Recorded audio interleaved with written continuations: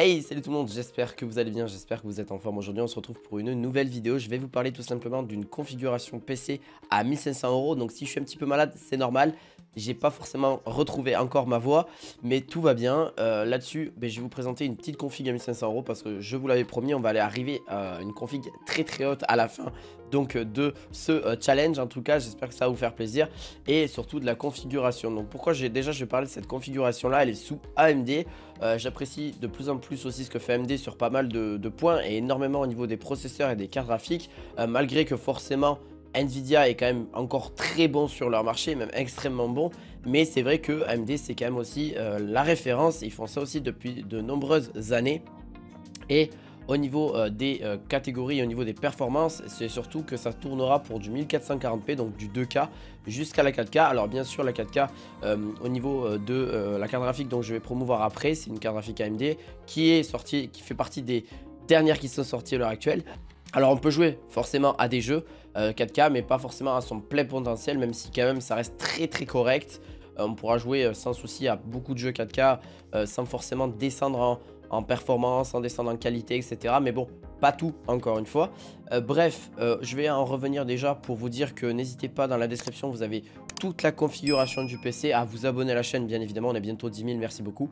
Donc, je vais commencer par le processeur, l'AMD Ryzen 5 7600, processeur avec une puce graphique intégrée. Bon, c'est ce qui n'est pas forcément nécessaire parce que pour le coup on va mettre une graphique bien plus puissante pour celle-ci. Mais malgré que si votre carte graphique un jour ne marche plus, vous pourrez vous brancher directement sur la carte mère et vous pourrez avoir on va dire un affichage du PC sans souci, normalement. Bon, bien sûr il pourrait y avoir quelques autres petits problèmes, mais bon, on va pas parler de problème. Clairement le PC est tout neuf là, si vous allez le monter, donc vous inquiétez pas, c'est normal. Je vais vous sortir un tuto là très prochainement pour monter son PC. Vous allez voir, c'est génial. En 2025 aujourd'hui, ça se monte encore comme en 2023 ou en 2024 ou même en 2020. Ça n'a pas trop changé tant que ça, donc sauf que les PC sont plus puissants qu'avant là-dessus. Alors on a là-dessus un petit ventilateur qui est donné avec. Bon, je vous conseille pas de le mettre parce que bon, c'est nécessaire, ça suffit largement, mais c'est pas non plus on va dire optimal.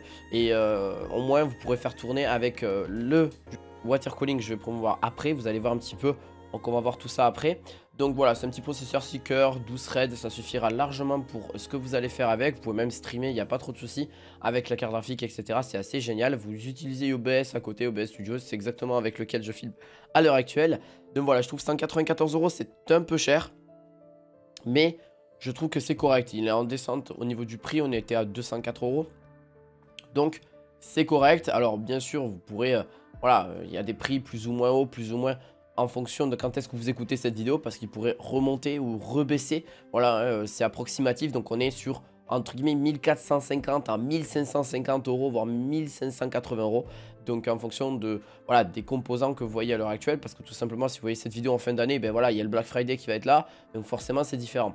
Donc Asus TUF Gaming B650 Wi-Fi. Alors très important, je le répète à chaque config, mais c'est une config qui pour le coup a toujours besoin d'avoir une grosse carte mère. En fait, c'est très important d'avoir quand même une très bonne carte mère.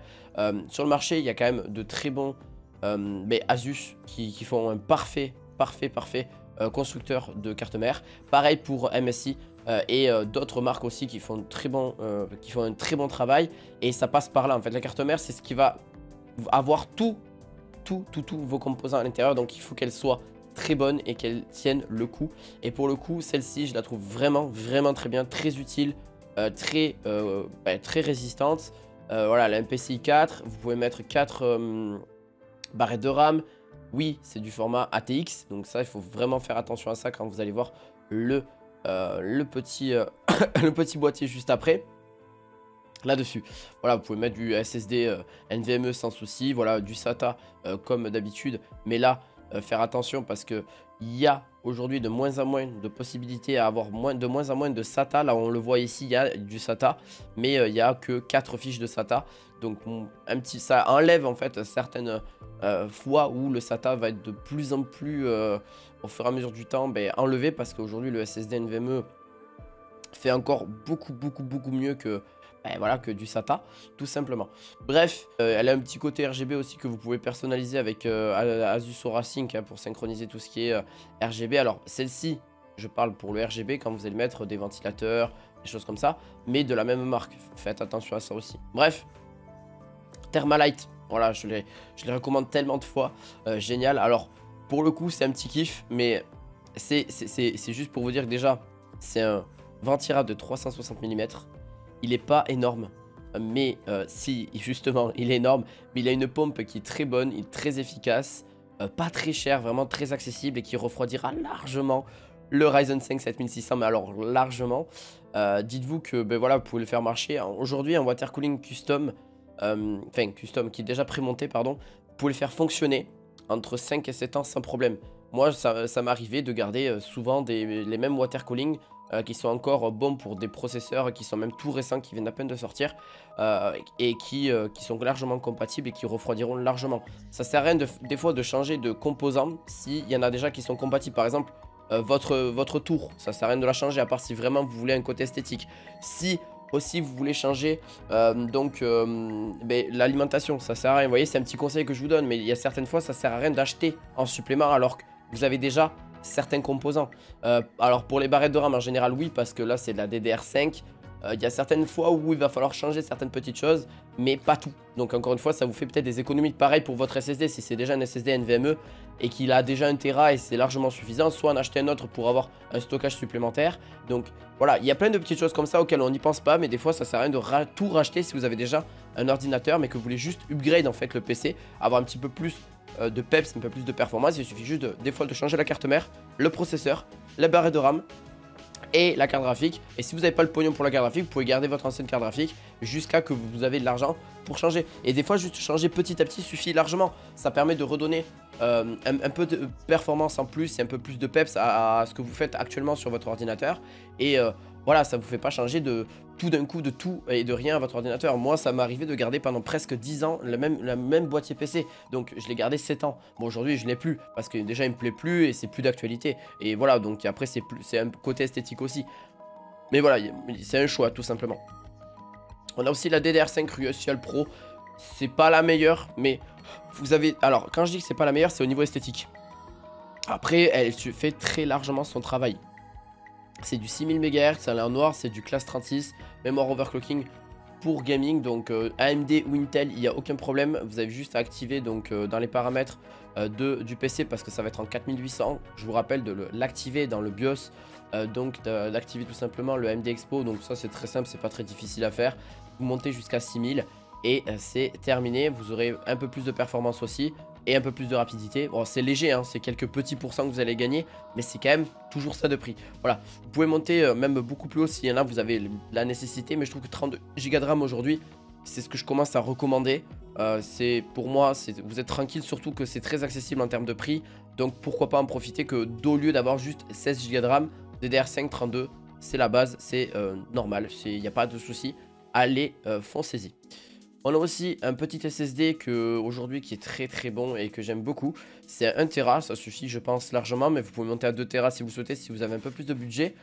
Ou à tout simplement avoir un deuxième SSD. Mais ça vaudrait pas le coup au niveau du prix, vaut mieux en avoir un seul de 2 Tera. Au niveau des vitesses, on va jusqu'à 7250 ms en PCI 4, c'est énorme. Donc idéal pour le gaming, la bureautique, etc. Donc largement suffisant pour votre ordinateur, donc pour des gros fichiers, pour des gros jeux, pour des temps de chargement, etc. Ça se fera en quelques secondes comparé à du SATA classique, hein. Voilà, ou même du SSD SATA, c'est pas terrible. Voilà, enfin c'est quand même mieux que rien, mais là clairement on est 100 fois plus élevé que ce qui se fait avec du SATA basique et même du PCI 3.0 en SSD NVMe. On arrive aux 3000, 5000, là on est à 7000, donc génial. Voilà, bon c'est très rapide, c'est basique, c'est du Samsung, donc c'est extrêmement fiable. J'ai jamais eu de problème avec des SSD Samsung et vraiment ça m'a duré généralement plusieurs années, j'ai pas eu de soucis non plus. Donc foncez-y, c'est accessible je trouve en termes de prix et surtout pour la config que j'ai envie de vous montrer actuellement. On a le XFX.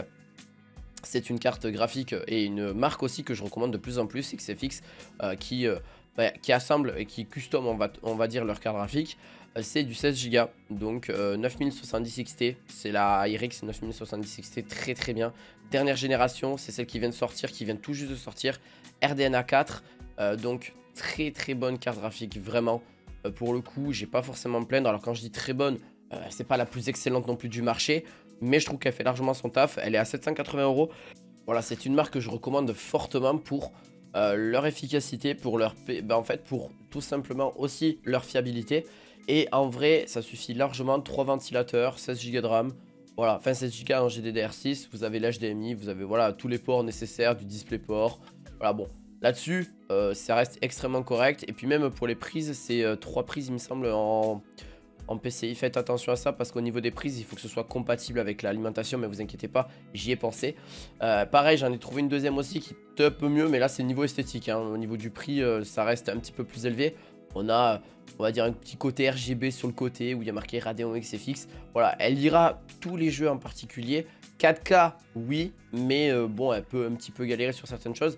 On a une vitesse d'horloge qui est un petit peu plus boostée aussi sur la version à 840 euros, mais c'est très léger. Mais ça vous permettra d'avoir peut-être des...